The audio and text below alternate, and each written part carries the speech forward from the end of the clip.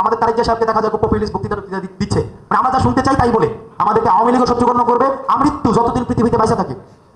আর বিএনপিটা এখনো বদলে দিতেছে না। এই যে জায়েদ আজকে জামাত যে হুলস্থুল ঘোষণা দিয়েছে, সেই ঘোষণাটা এই মুহূর্তে আসলে কতটুকু বাস্তবসম্মত হতে পারে?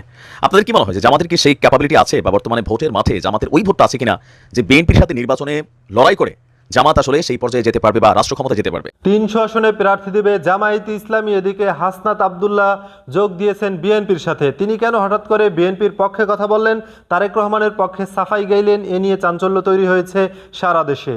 এতক্ষণ দেখছিলেন সংবাদ শিরোনাম, এবার দেখবেন বিস্তারিত দেখার আগে আপনার কাছে ছোট করে একটি অনুরোধ, আপনি যদি আমাদের চ্যানেলে নতুন হয়ে থাকেন চ্যানেলটি সাবস্ক্রাইব করে বেল আইকনটি অন করে দিবেন। দর্শক চলুন কথা না বাড়িয়ে একের পর এক ভিডিওগুলো দেখে আসি। সালামু আলাইকুম। আজকের ভিডিওর প্রথমে আমরা একটা পোল করতে চাই, নির্বাচনী পোল। যারা জামায়াত ইসলাম করেন তারাও ভোট দিবেন না, এর বাহিরে যারা বিএনপি করেন তারাও ভোট দিবেন না। সাধারণ জনগণ যারা আছেন, আওয়ামী লীগ হতে পারেন, অন্যান্য দল হতে পারেন, নিরপেক্ষ মানুষ থাকতে পারেন, যে আজকে জামাত যে হুলস্থুল ঘোষণা দিয়েছে, সেই ঘোষণাটা এই মুহূর্তে আসলে কতটুকু বাস্তবসম্মত হতে পারে? আপনাদের কি মনে হয় যে জামাতের কি সেই ক্যাপাবিলিটি আছে, বা বর্তমানে ভোটের মাঠে জামাতের ওই ভোটটা আছে কিনা যে বিএনপির সাথে নির্বাচনে লড়াই করে জামাত আসলে সেই পর্যায়ে যেতে পারবে বা রাষ্ট্র ক্ষমতায় যেতে পারবে? নাম্বার 2 হচ্ছে, জামাত ক্ষমতায় আসলে রাষ্ট্র ভালো চলবে, নাকি বিএনপি ক্ষমতায় আসলে রাষ্ট্র ভালো চলবে? কারণ একটা সুষ্ঠু নির্বাচন হলে বিএনপি অথবা জামাত, এই দুইটা দলেরই যে কোনো একটা দল কিন্তু ক্ষমতায় আসবে। হুলস্থুল ঘোষণা জামাতের, নিশ্চয়ই টেনশনে আছে জনাব তারেক রহমান, ভোটের মাঠে লড়াই হবে। আমি আপনাদেরকে একটু পেছন থেকে শুরু করতে চাই। গেল কয়েকদিন আগে তারেক রহমান একটা কথা বলছিলেন যে এইবারের নির্বাচন হবে পুলসেরাত পার হওয়ার নির্বাচন। দুইটা কারণ। প্রথমত, যে অভ্যুত্থানের মাধ্যমে এই মুহূর্তে বাংলাদেশের নির্বাচন সামনে আসতে গেল বা সামনে আসছে, সেটা কোনো একটা শক্তি যদি ফেসিবাদ তৈরি করে, প্রশাসন যদি কোনো দলকে কি বলা হয় যে সাপোর্ট করে, তাদের পরিণতি কি হতে পারে? অন্যায় করলে সেই রাজনৈতিক দলের পরিণতি কি হতে পারে, সেটা কিন্তু বাংলাদেশ দেখেছে। যার কারণে তারেক রহমান এই কথাটা বলেছে।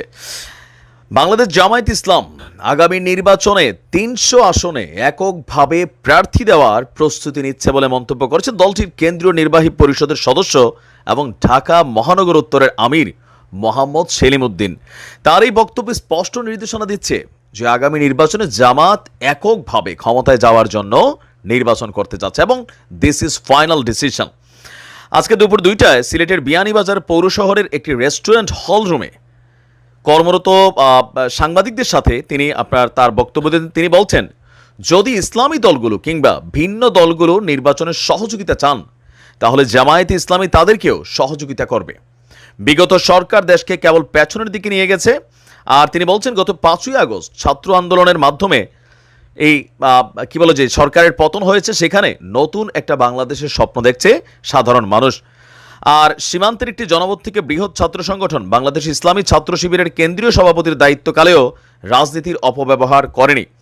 আগামীতেও জামাত রাজনীতিকে ব্যবহার করে কোনো অপকর্ম কিংবা টাকা পয়সা বানানোর তাদের খায়েশ নাই। তাদের বক্তব্য হচ্ছে যে যদি জামাত বিজয় লাভ করে, তাহলে বিয়ানীবাজার গোপালগঞ্জকে একটি আধুনিক আদর্শ জনপদ হিসাবে গড়ে তুলবে। এটা হচ্ছে একটা এলাকার মধ্যে জামাতের আমিরের একটা বক্তব্য, কিন্তু প্রত্যেকটা এলাকায় জামাত কিন্তু তাদের এক ধরনের কার্যক্রম শুরু করেছে। সম্ভবত আমাদের কুমিল্লা বুড়িচংয়েও গেল কয়েকদিন আগে, পরশুদিন অথবা এর আগের দিন, যিনি ছাত্র শিবিরের সভাপতি আছেন ডক্টর মাসুদ সাহেব, নাম সম্ভবত মাসুদ ভাই, তিনি গিয়েছেন। জামাত তাদের রাজনৈতিক কর্মকাণ্ড কিন্তু টোটালি শুরু করে দিয়েছে। তবে মিডিয়া ফোকাসটা ওইভাবে পাচ্ছে না। মিডিয়া ফোকাসটা শুধুমাত্র জামাতের আমির পাচ্ছে। আমার ব্যক্তিগতভাবে মনে হয় যে জামাত আসলে জয়লাভ করাটা কষ্টকর হয়ে যাবে। এখন অনেকে বলতে পারেন যে ভাই, কেন আপনার এটা মনে হলো? বাংলাদেশের রাজনীতিতে আওয়ামী লীগ, বিএনপি, এই দুইটা দলের যারা সাপোর্টার আছে, ভালো মন্দ বোঝার টাইম নাই। এটা দেখবেন সারা বছর আমরা যেটাই বলি, কিন্তু নির্বাচন আসলে আমাদের ব্লাডের মধ্যে একটা নৌকার ফ্লো কাজ করে বসে, একটা ধানের শীষের ফ্লো কাজ করে বসে। জামাতের তারারও বসে, কিন্তু পার্থক্য হচ্ছে ভোট ব্যাংকটা। সর্বশেষ এর আগে যখন স্বচ্ছ নির্বাচন হয়েছিল 2008-09 দিকে, তখনও কিন্তু আওয়ামী লীগ ব্যাপক সংখ্যাগরিষ্ঠতা পেয়েছে, সেটা ফ্যাক্ট না। কিন্তু জামাত আসলে এককভাবে কয়টা সিট পাইছে? জামাতের রাজনীতিকে অনেকে পছন্দ করেন, কিন্তু বাংলাদেশের একটা বিশাল অংশ সেকিউলার আছে যারা মনে করে যে না, জামাত যদি রাষ্ট্র ক্ষমতায় আসে কট্টরপন্থী ইসলামী মেন্টালিটি এখানে তৈরি হবে। কিন্তু জামাত বরাবরই বলে আসছে যে না, তারা উদার মেন্টালিটিতে কাজ করবে। তো দেখা যাক পরিস্থিতি কোন দিকে যায়। ভালো থাকুন। আসসালামু আলাইকুম। দর্শক, ভিডিওটি দেখছিলেন, এ সম্পর্কে আপনাদের যদি কোনো মন্তব্য মতামত থেকে থাকে অবশ্যই কমেন্টে লিখে পাঠাবেন। এবার দেখে আসবো আরও একটি আপডেট নিউজ। আমাদের তারেক জিয়া সাহেবকে দেখা যায় খুব পপুলিস্ট বক্তৃতা দিচ্ছে, মানে আমরা যা শুনতে চাই তাই বলে আমাদেরকে আওয়ামী লীগও শত্রুগণ্য করবে, আমৃত্যু যতদিন পৃথিবীতে বাইসা থাকে। আর বিএনপিটা এখনো বদলে যাইতেছে না। এই যে জায়েদ, এটা কিন্তু একটা ক্যারেক্টার না, এটা ফেসিজমের সিম্বল। ফাহাম আব্দুল সালাম একটা কথা বলছিল, সেটা 6ই আগস্ট বলছিল, চিনেন তো নাকি? যদি সরকার আবার ফিরে আসে তুমিও মারা খাইতে হবে, আমিও মারা খাইতে হবে।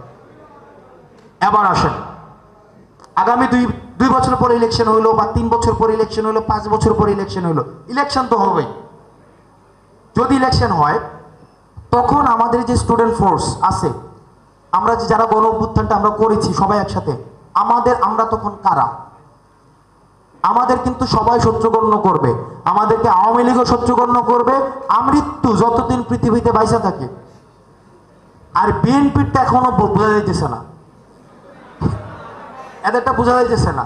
এরা শুরুর দিকে শুরু করে দিয়েছিল, পরে আবার একটু এখন আমাদের তারেক জিয়া সাহেবকে দেখা যায় খুব পপুলিস্ট বক্তৃতা দিচ্ছে, মানে আমরা যা শুনতে চাই তাই বলে।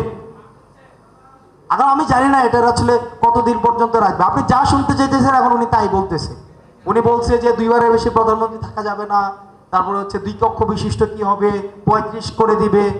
এখন আসেন, আলটিমেটলি আপনি মাথায় রাখেন, আপনি যেই সরকারের ক্ষমতায় আসুক না কেন আপনাকে এন্টি বানাবে। আবার প্রশ্ন আপনাদের কাছে, আপনাকে যদি এন্টি বানায় তাহলে আপনার সেফগার্ড কি? ওয়ালটন টেলিভিশন মাত্র 25,490 টাকায় পাচ্ছেন গুগল টিভি।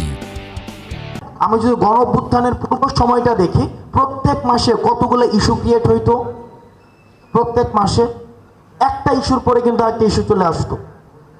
একটা ইস্যু না আসতে, যেমন মতিউর কাণ্ড, ছাগল কাণ্ড, পরিমণি কাণ্ড, জায়েদ কাণ্ড, দেখেন আপনি এই যে আপনার দেখেন, এটা আপনার কাছে খুব সার্কাজম মনে হইতেছে না? কিন্তু এটার আন্ডারলাইং হচ্ছে ফেসিজমের, এখানে হচ্ছে বীজ নিহিত। অর্থাৎ আপনাকে এই যে জায়েদ, এটা কিন্তু একটা ক্যারেক্টার না, এটা ফেসিজমের সিম্বল। অর্থাৎ এগুলো দিয়ে আপনাকে ব্যস্ত রাখা হয়েছে, কনস্ট্যান্ট টাইম আপনাকে এগুলো দিয়ে ব্যস্ত রাখা হয়েছে। আপনার নিউজ ফিড আগে কি আসতো আপনি খেয়াল করছেন? এখন কি এগুলো আসে? দেখেন, এগুলো হচ্ছে ফেসিস্ট গভর্নমেন্ট প্যাট্রোনাইজ করেছে, পুরো সময়টা ধরে প্যাট্রোনাইজ করেছে।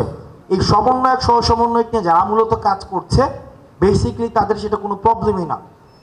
আমরা এই পরিচয় আমি ব্যক্তিগতভাবে কোথাও ব্যবহার করেছি কিনা আমার মনে পড়ে না, যে একটা লেখা ফেসবুক পোস্ট দিয়ে নিচে লিখলাম সমন্বয়ক হাসনাত আব্দুল্লাহ বৈষম্য বিরোধী ছাত্র আন্দোলন। এটা অনেকটা সহসভাপতি টাইপের হয়ে যায়। আমরা এই কালচারটার চেঞ্জ চাইছি, কারণ ফেসিজম শুধুমাত্র যে শেখ হাসিনা আসছে এমন না।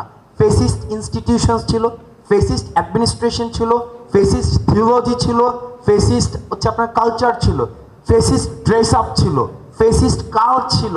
ফেসিজম শুধুমাত্র সরকার ছিল, ব্যাপারটা কিন্তু এমন না। আমাদের প্রত্যেকটা জায়গায়, যত জায়গায় সিভিল ইন্টারাপশনস আছে, সিভিল ইনভলভমেন্ট যেই জায়গায় রয়েছে সেই জায়গায় কিন্তু ফেসিস্ট ছিল। আপনাদের বাজার কমিটির সভাপতি ছিল না, মসজিদ কমিটির সভাপতি, তারপর হচ্ছে আপনার ওই যে কি যে চুল কাটে যে তাদের কি যেন কি বলে, নাপিত কমিটির সভাপতি। হ্যাঁ, এই যে প্রত্যেকটা জায়গায় কিন্তু একটা সংগঠন করে করে করে করে করে করে দিয়ে সিন্ডিকেট বানায়া এই ফেসিজমের বীজটাকে হচ্ছে খুব সূক্ষ্মভাবে প্রথিত করেছে। এবার আসেন, আপনারা এখানে যারা আসছেন তারা হচ্ছে শিক্ষিত মানুষ, আপনারা হচ্ছেন সমাজের যারা হচ্ছে আমরা ফিল্টার্ড ভার্সন যে মানুষগুলো বলি, এই ফিল্টার্ড ভার্সন মানুষগুলো এখানে আছেন। শুনছিলেন বিস্তারিত। এ সম্পর্কে আপনাদের মতামত কমেন্টে লিখে পাঠাবেন। ভিডিও ভালো লাগলে চ্যানেলটি সাবস্ক্রাইব করতে ভুলবেন না। এবার মতো এখানে বিদায় নিচ্ছি, শীঘ্রই দেখা হবে নতুন কোনো ভিডিও নিয়ে। ততক্ষণ সকলে ভালো থাকুন, সুস্থ থাকুন। আসসালামু আলাইকুম রহমতুল্লাহি ওয়া বারাকাতুহু।